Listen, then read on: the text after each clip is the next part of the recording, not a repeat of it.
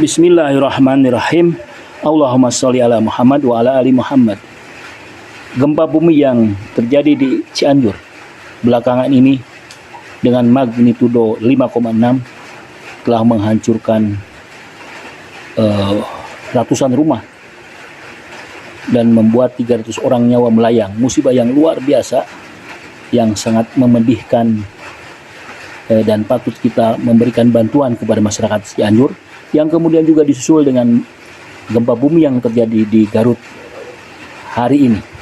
Ini adalah proses geologi yang terjadi secara alamiah, di mana menyebabkan patahan batu yang kemudian menyebabkan gempa. Menurut para ahli seperti itu.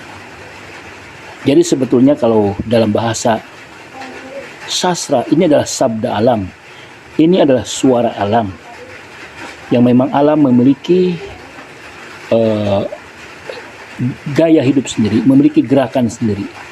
Dia bergerak, dia berproses secara alamiah. Namun kemudian karena manusia yang berada di atas patahan itu terdorong, terjungkal, terkena longsor, sehingga menyebabkan musibah yang luar biasa. Terjadi di mana saja dan kapan saja. Ada orang yang berpendapat bahwa ini adalah hukuman, bahwa ini adalah kutukan atau laknatan dari Tuhan, karena katanya banyak orang yang murtad. Ini adalah jawaban yang mengada-ngada, jawaban yang tidak bisa dipertanggungjawabkan, jawaban yang hanya menduga-duga, karena dugaan tidak bisa memberikan kebenaran sama sekali. Inna dhanna la yughni anil haqqi syai'a. Seorang ilmuwan, seorang ulama harus memberikan jawaban yang ilmiah, alamiah. Jawaban ilmiah dan alamiah diberikan oleh para ilmuwan yang meneliti tentang ilmu geologi. Kalaupun manusia berperan, itu adalah karena manusia telah melakukan kejahatan atau dosa-dosa ekologis, yaitu merusak alam, kemudian tindakan-tindakan yang tidak ekologis yang menyebabkan alam menjadi rusak. Para filsuf memberikan jawaban sejak ratusan tahun silam. Mereka membagi keburukan jadi keburukan metafisik, keburukan kosmologi, keburukan moral, dan sebagainya. Tema ini juga dibahas dalam ilmu kalam jadid atau filsafat agama. Menurut Mullah Sadra, keburukan itu adalah dari satu sisi adalah ketiadaan. Mullah Sadra membagi keburukan menjadi bermacam-macam klasifikasi. Ada keburukan moral, ada keburukan pondasi, ada keburukan persepsi, dan ada keburukan metafisik. Saya ingin memberi contoh misalnya api. Api bisa menyebabkan keburukan, api membakar, api menghancurkan hutan. Namun api juga banyak manfaatnya, untuk memasak, untuk membuat makanan, untuk menghangatkan badan, dan banyak sekali manfaatnya dari api. Kalau api hanya karena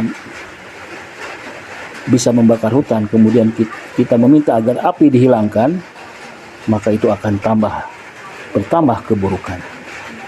Demikian juga misalnya dengan analogi ular. Racun di dalam ular. Racun itu bagi ular adalah kesempurnaan. Tapi racun ular itu ketika ular menggigit manusia dan terjangkiti oleh racun, itu baru keburukan. Jadi keburukan itu selalu direlasikan dengan manusia. Nah, dengan demikian bahwa dalam pandangan filsafat, keburukan adalah ketiadaan. Karena yang ada adalah kebaikan, yang turun dari Tuhan adalah kebaikan, kesempurnaan, keberkahan.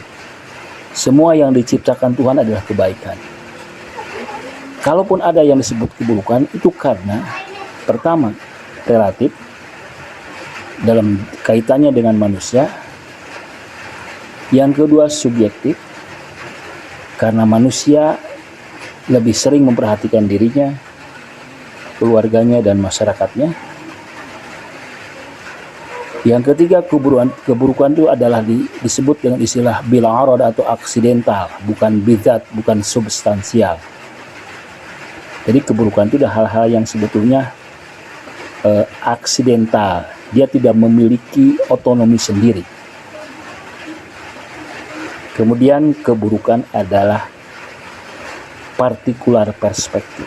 Jadi dalam pandangan yang partikular, kita melihat itu sebagai sebuah keburukan.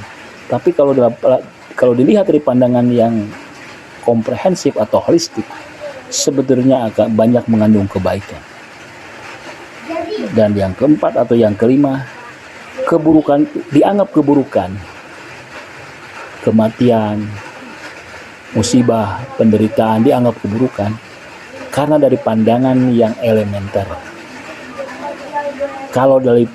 Kalau kita lebih menggali lagi, menganalisis lagi, memperhatikan lagi dengan pandangan yang lebih dalam, maka sebetulnya akan banyak misteri dan rahasia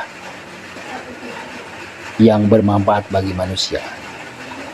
Karena itu, dalam bahasa agama, musibah, ujian, cobaan adalah bawaan dari dunia ini.